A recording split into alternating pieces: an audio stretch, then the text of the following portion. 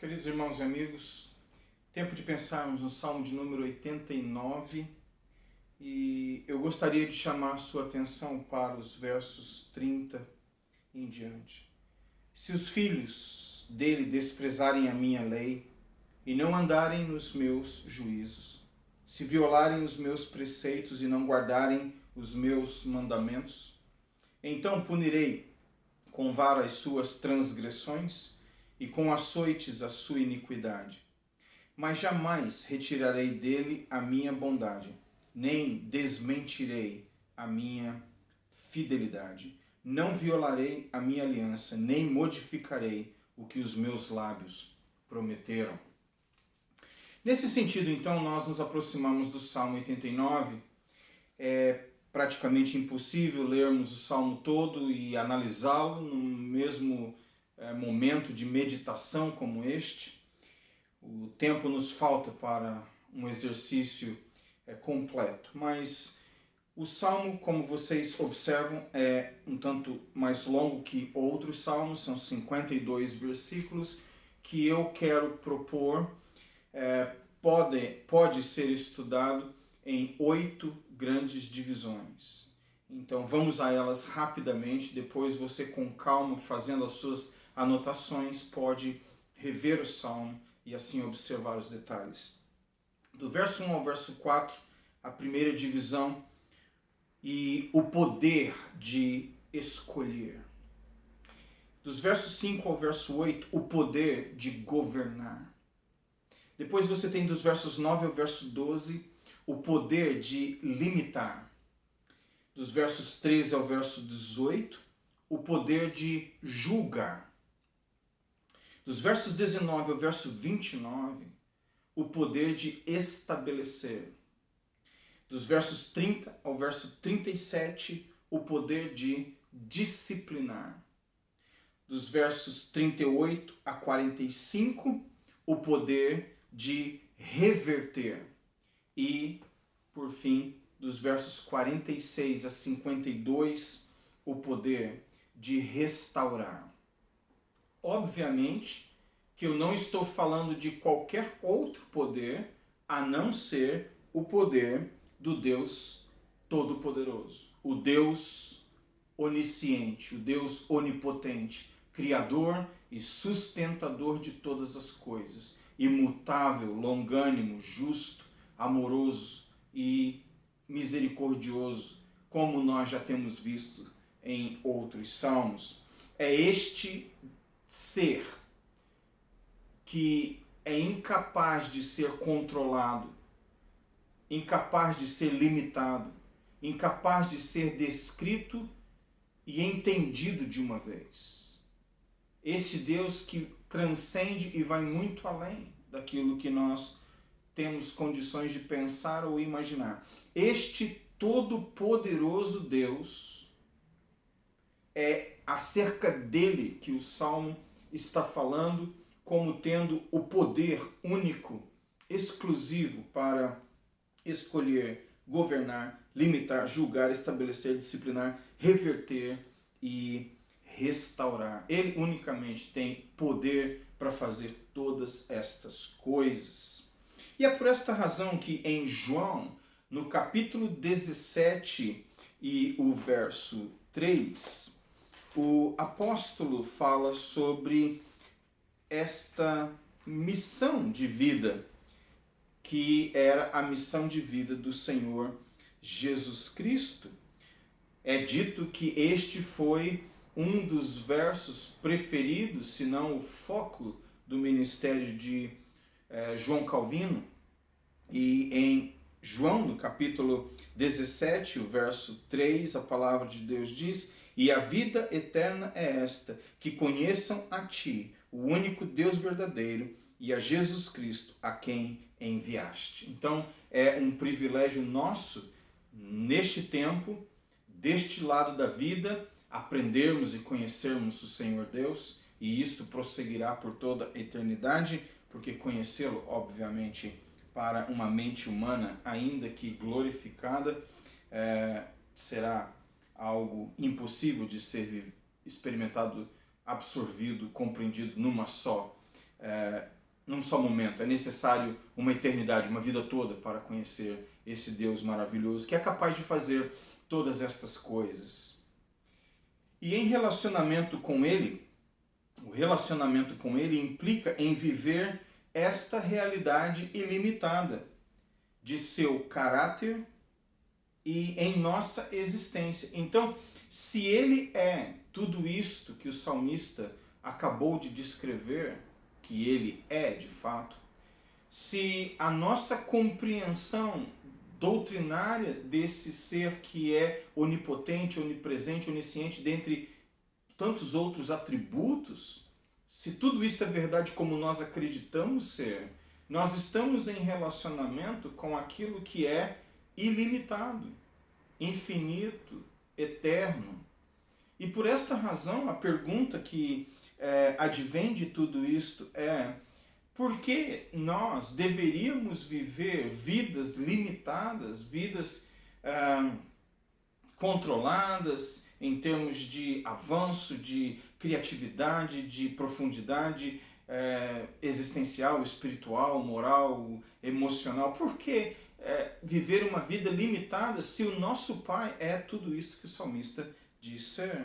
Em João capítulo 10, verso 10, vocês se lembram muito bem da passagem: o ladrão não vem senão para roubar, matar e destruir, mas eu vim para que tenham vida e a tenham em abundância. Se esta é a proposta, porque alguns de nós estão vivendo vidas tão limitadas nesse sentido.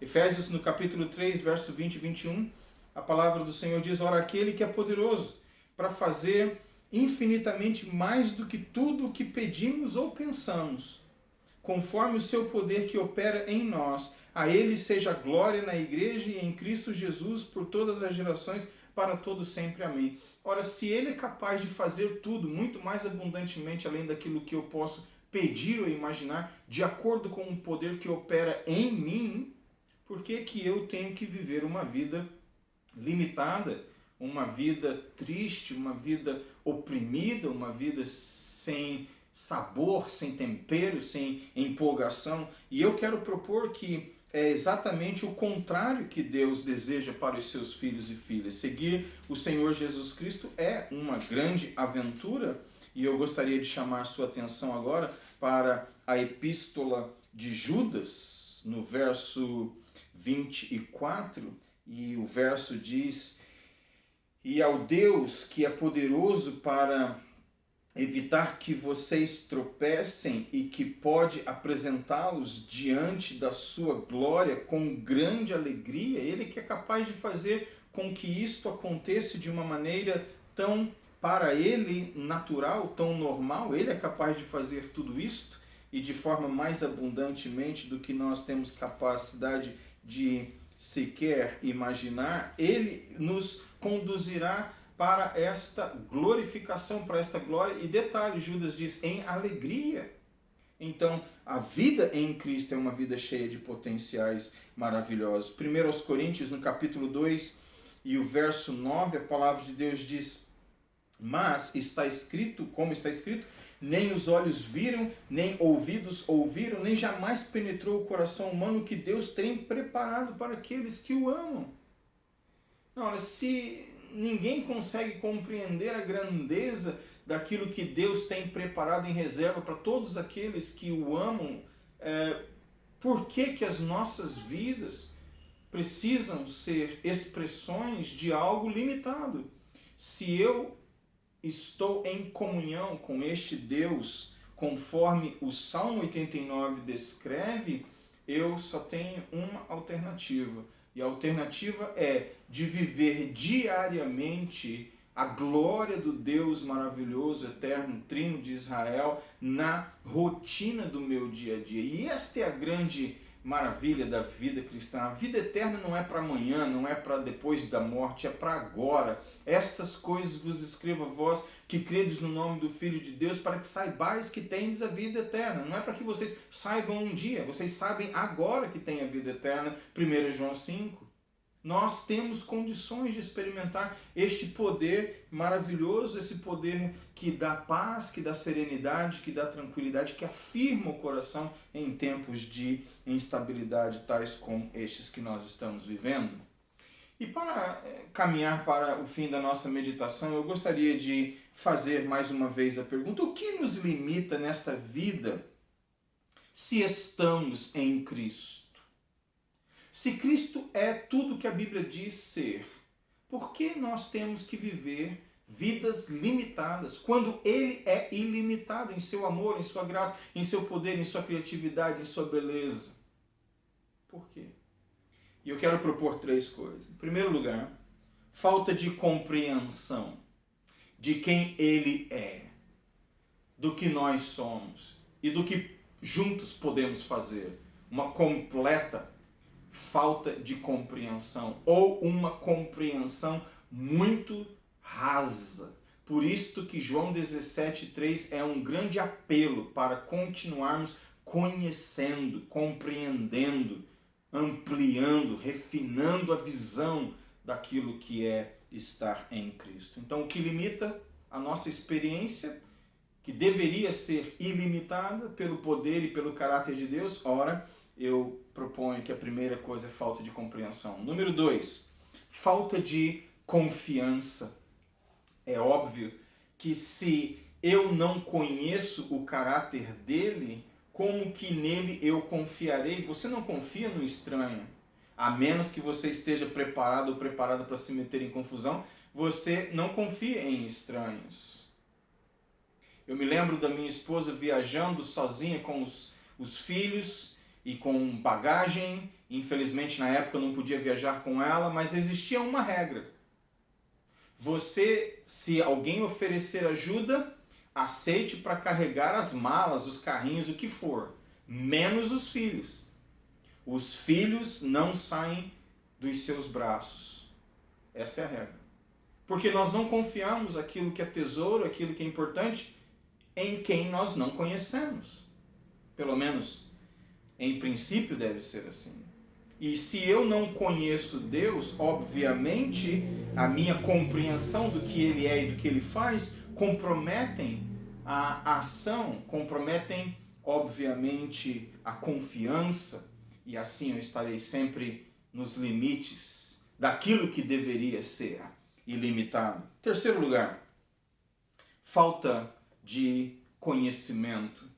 Eu disse falta de compreensão, falta de confiança, e isto tudo tem a ver com o que eu já falei, falta de conhecimento experimental, não teórico, conhecimento experimental, prático, diário, ter história para contar. Eu posso ler um livro, eu tenho alguns livros de teologia sistemática que somam centenas de páginas que descrevem Deus, a sua revelação, as escrituras, as doutrinas, etc, etc.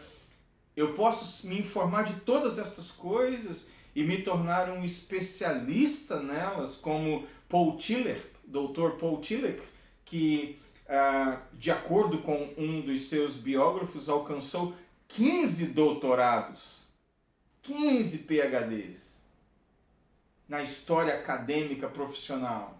Mas uma coisa é você ter 15 diplomas de teologia na parede e experimentar. Eu não estou dizendo que ele não experimentou, longe disso. O que eu estou dizendo é que existe uma diferença entre conhecer na teoria e conhecer na prática, e nós precisamos das duas coisas. Nós precisamos conhecer a doutrina, bem como conhecer a prática. E assim, eu creio que a falta de compreensão, a falta de visão, a falta de confiança e a falta de conhecimento de quem Ele é, me faz acreditar que por estas razões, existem outras, mas essas são 3 razões que nos limitam em nossa experiência. E eu queria dizer, com toda reverência e respeito, a nossa extravagante experiência de fé, porque andar com Ele é nada mais, nada menos do que algo tremendo.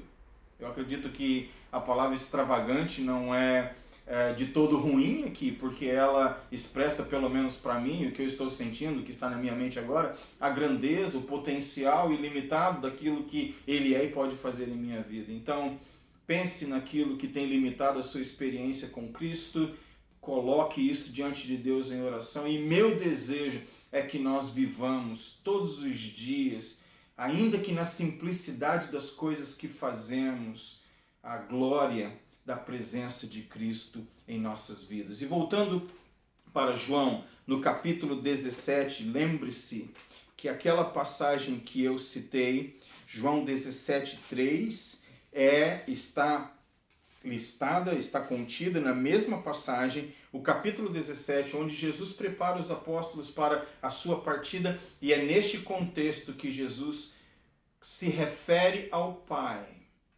como sendo justo. Ele compreendia, ele confiava, porque ele conhecia. Pai justo. Mesmo antecedendo a morte na cruz, ele sabia que podia experimentar a glória do seu Pai, estando o Filho encarnado e em submissão à ação do Espírito em seu ministério terreno. Queridos irmãos e amigos, o meu desejo é que nós prossigamos no conhecimento teórico, doutrinário, bem como prático e milagroso de Deus em nossas vidas. E que no melhor sentido da palavra, o nosso andar com Ele seja uma extravagante experiência sobrenatural no mundo tão natural. E que para este fim o Deus Trino de Israel nos ajude. E a vida eterna é esta, que conheçam a Ti, o único Deus verdadeiro, e a Jesus Cristo, a quem enviaste. Deus te abençoe.